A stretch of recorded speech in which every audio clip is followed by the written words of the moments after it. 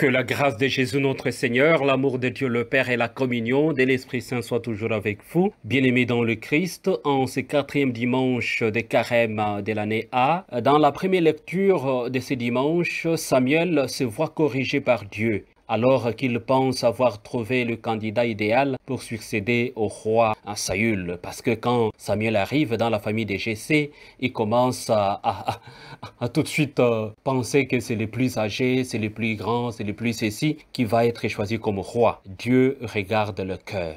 Dieu n'est pas dans les illusions. Dieu n'est pas dans les apparences inutiles. Jésus fait de même. Alors que ses disciples et les pharisiens semblent lier la cécité d'un aveugle né au péché, Jésus s'empresse de le guérir. Jésus, c'est le sauveur. Jésus, c'est le rédempteur. Par des gestes que Jésus fait et des paroles qu'il dit, Jésus fait de la boue, il la met sur les yeux de l'aveugle et il lui dit « Va te laver à la piscine de Siloé ». L'aveugle se laisse appliquer la boue sur les yeux et il entend les paroles de Jésus. Ces paroles sont celles du messager de Dieu, bien-aimé dans le Christ. Jésus est le Fils de Dieu, il est l'envoyé de Dieu et voilà qu'il envoie aller se laver à la piscine de Siloé. Il le recrée, cet aveugle, il le refait. Il lui donne la vie en plénitude. Jésus, qui est le Fils du Dieu vivant, il donne la vie en plénitude à cet aveugle-né. Dieu fait irruption dans la vie de l'aveugle-né. Il bouscule tout. Il voit maintenant. Bien-aimés dans le Christ,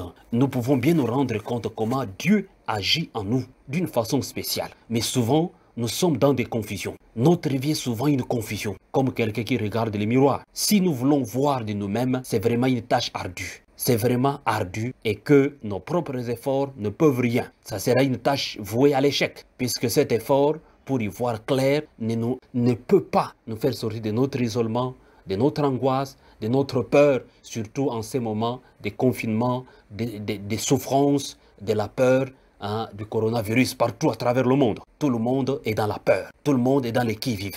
Mais Jésus, lui, il vient nous donner la vie. Jésus, il vient redonner vie. Attachons-nous à lui.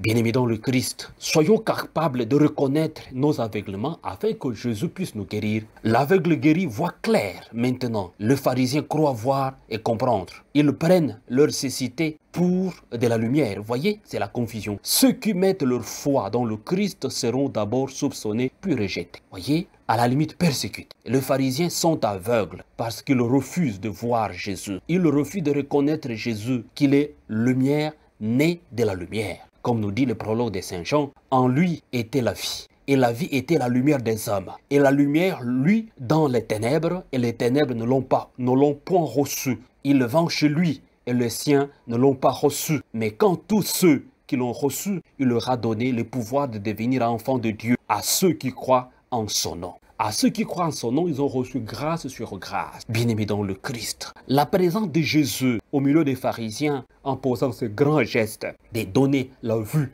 à cet aveugle-né, le Christ vient en quelque sorte perturber la sécurité de l'installation dans le ritualisme des pharisiens. Il vient ouvrir de nouveaux chemins, ou plutôt, il est lui-même le nouveau chemin vers Dieu, le seul chemin vers Dieu. Jésus dit, qui me voit a vu le Père. Mais souvent dans notre vie, aussitôt que quelqu'un est différent de nous, qui se tourne vers ce qui est bien, il devient dangereux. Et on peut le tuer, on peut l'emprisonner, on le voit quand quelqu'un dit la vérité, quand quelqu'un est spécial, il n'est pas dans l'opinion inutile, il n'est pas accepté, il n'est pas compris. Bien-aimé dans le Christ, une fois que cet aveugle retrouve sa vue, il est confronté justement à cette incrédulité des autorités, les pharisiens qui les questionnent et qui ne croient pas à son témoignage. Pourquoi? Parce que les pharisiens sont enfermés dans leurs lois, dans leurs règlements. Ils refusent de voir l'action de Dieu dans cet homme. Souvent, nous refusons de voir l'action de Dieu